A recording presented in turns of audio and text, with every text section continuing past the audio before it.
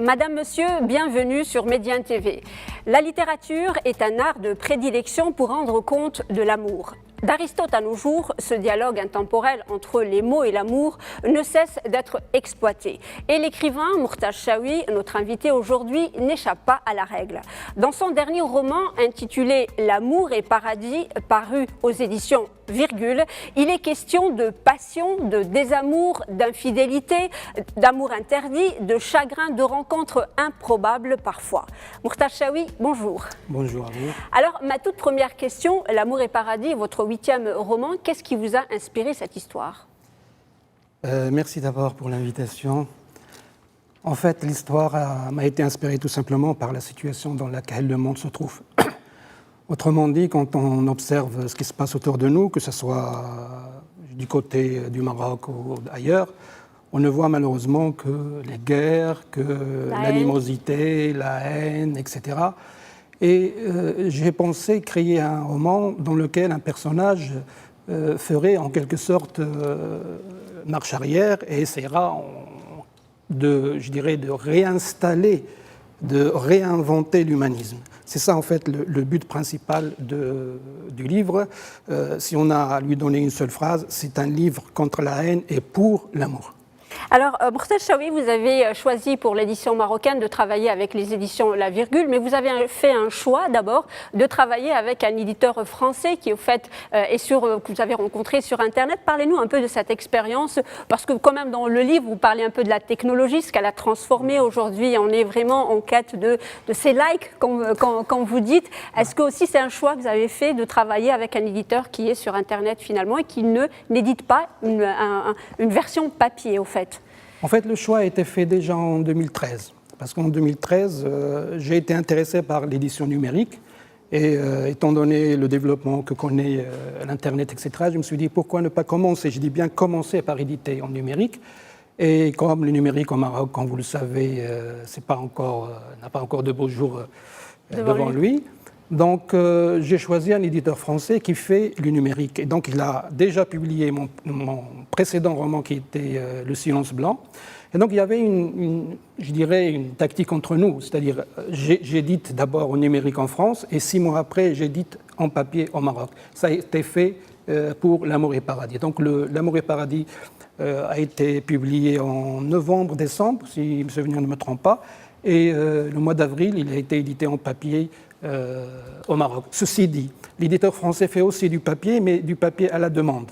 C'est-à-dire que si les gens préfèrent, et malheureusement je le mets entre guillemets, les gens ont un rapport un petit peu réticent vis-à-vis du numérique encore, donc ils préfèrent le papier, donc ils peuvent, s'ils sont au Maroc, se procurer la version marocaine, s'ils sont en France, se procurer la version française en numérique et en papier. Je précise juste que mon éditeur en français, c'est les éditions du 38. D'accord. Alors, pour revenir donc à votre 8e roman, donc L'amour et paradis, il est bien précisé sur la couverture du livre qu'il s'agit d'un roman, mais parmi les personnages quand même, c'est Mo Chaoui, parce que c'est le nom de votre personnage, mais qui c'est aussi le nom de l'auteur écrit sur cet ouvrage.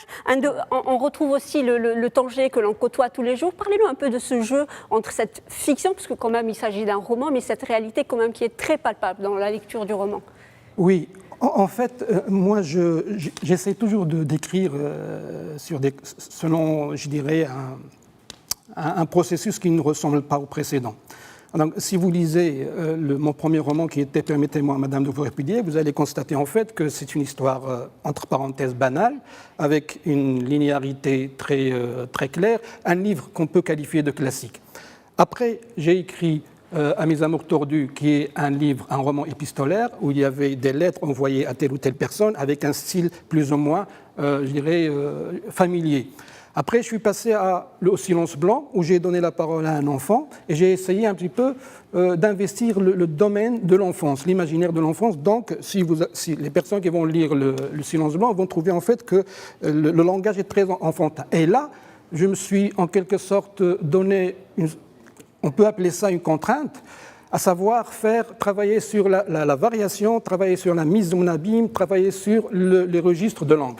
C'est ce qui donne en fait que chaque personnage est un narrateur, chaque personnage a son propre style, et parmi les personnages, il y a Mochaoui. Donc, moi, je suis connu pour Mokhtar Chaoui, bien entendu, et là, certaines personnes disent Mochaoui, pourquoi? C'est un caprice? Non, ce n'est pas un caprice, c'est tout simplement parce que Mochaoui est un des personnages qui fait partie du roman. Et à la lecture, vous allez comprendre pourquoi. Oui, et bizarrement, il est aussi écrivain, lui aussi, il écrit. Oui, voilà. D'accord. Mais vous savez, lui, il est écrivain. Le personnage principal qui est Michel Charme, qui est un Français qui a connu son heure de gloire en France et qui a débarqué à Tanger à la recherche justement de sa muse, qui va la trouver en la personne de Chaumicha. Ce qui m'a intéressé dans ce livre, pourquoi j'ai parlé beaucoup, pourquoi les personnages principaux sont des écrivains, parce que je tiens à mettre le doigt sur quelque chose qui m'est très, très, très cher dans l'écriture, c'est la sincérité. Pourquoi Michel Charme a cessé d'écrire en France? Parce qu'il est arrivé à un moment, il n'était plus sincère. Il jouait le jeu de l'éditeur, Donc, pour moi, quand un écrivain cesse d'être sincère, il doit cesser d'écrire. Alors, on arrive à ma troisième question, parce que c'est quand même un ouvrage qui fait 300 pages, et on voit défiler le Tanger international, le Tanger cosmopolite, le Tanger des écrivains, exactement, le Tanger avec sa richesse culturelle et cultuelle, parce que c'est quand même, vous parlez, même quand on parle d'amour, on parle aussi de religion.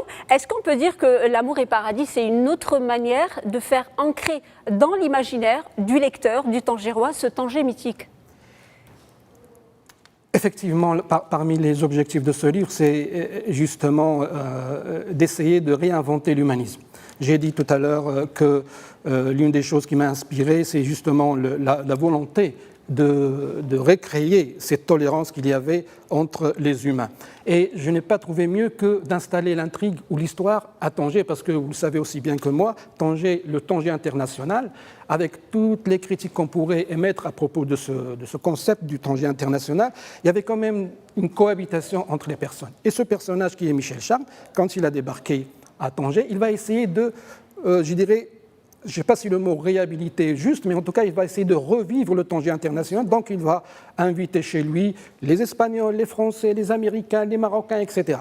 Le problème, c'est quoi? Le problème, c'est qu'il va vite se rendre compte que les mentalités ont changé, le Tanger a changé, la globalisation a tué pratiquement tout, et il va aller j'ai envie de dire, de désillusion en désillusion.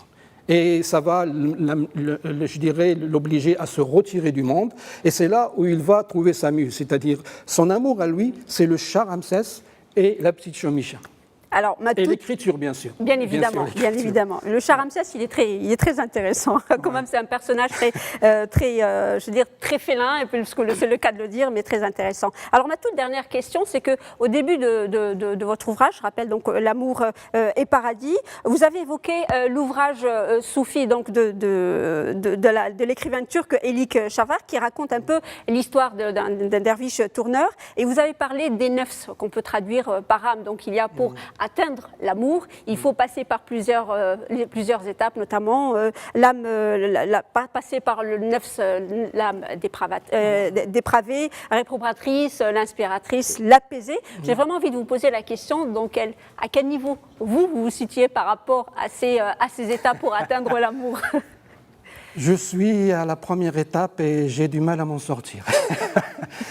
C'est difficile, c'est difficile. Quand je parle de l'amour, ce n'est pas cet amour, j'ai envie de dire, banal entre deux personnes. J'aspire à un amour beaucoup plus grand, un amour qui nettoie le cœur de toutes les vicissitudes du quotidien. C'est ça mon but, en fait. Pourquoi j'écris en fait, j'écris pour me purifier en quelque sorte. C'est un peu thérapeutique tout ça, mais ces différentes nefs des âmes. En fait, la dernière, c'est celle qui apaise, mais qui connaît en quelque sorte, qui arrive à connaître l'image, je mets ça entre guillemets, l'image de Dieu. Moi, personnellement, je suis vraiment en bas de l'échelle, mais j'essaye de grimper petit à petit. Et pour grimper, il faut essayer dans la mesure du possible. C'est pas évident du tout. C'est très facile d'haïr. C'est beaucoup plus difficile d'aimer. Donc, je suis en train de nettoyer mon cœur de toutes les haines pour essayer d'atteindre la deuxième étape. Je n'atteindrai jamais la septième, Ça, c'est soyez-en sûrs. Mais si j'arrive à atteindre la deuxième, ça serait déjà une réussite. On vous souhaite beaucoup de courage, Mourtaj Chaoui. Merci beaucoup d'avoir répondu à nos questions. Merci à vous, chers téléspectateurs, d'avoir suivi cet entretien. Restez avec nous. L'information se poursuit sur notre chaîne.